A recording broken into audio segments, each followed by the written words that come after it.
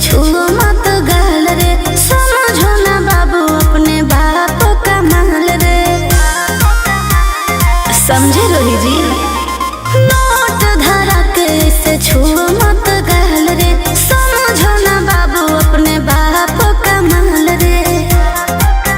लेवे देहर के बंग सब काम रहता। ऐसे कैसे पैकुलर तो पूरा रात शहर जाम रहता। तोर जवानी हथियार पर गुलाम रहता। नाच ठुमका पे झुमकाई नाम रहता। नाच ठुमका पे झुमकाई नाम रहता। ऐसा है क्या? एस बेबी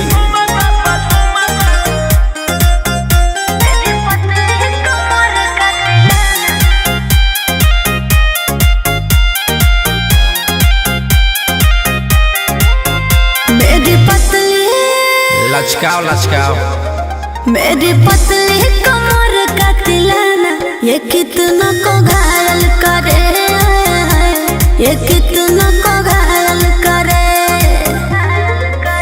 तू सटाओ खाली उठावा से उठ, तोरा नोटावा से तोल देब।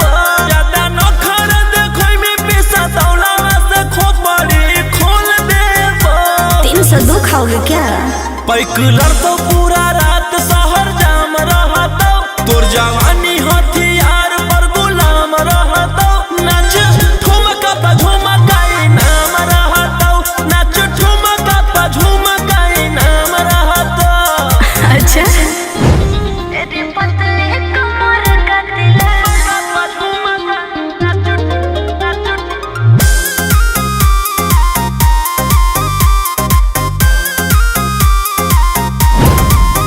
ना समझो का रे, ना समझो मुझे चिकनी चमेली, अंगारों से खेली हूँ मैं, कि कितना को झेली हूँ मैं। हमरो झेल रोशन रोही आयुष पूरा जिला के राजा मजा मार जइता। जितना चढ़ल हो कोगर में तोर जवानी के सोधे आज झाड़ जइता। पैकुलर तो पूरा रात शहर जाम रहता। तोर जवानी हथियार पर गुलाम रहता।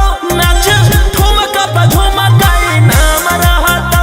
नाच ठुमका पे झुमकाई नाम रहता। ना चाहिए मालिक।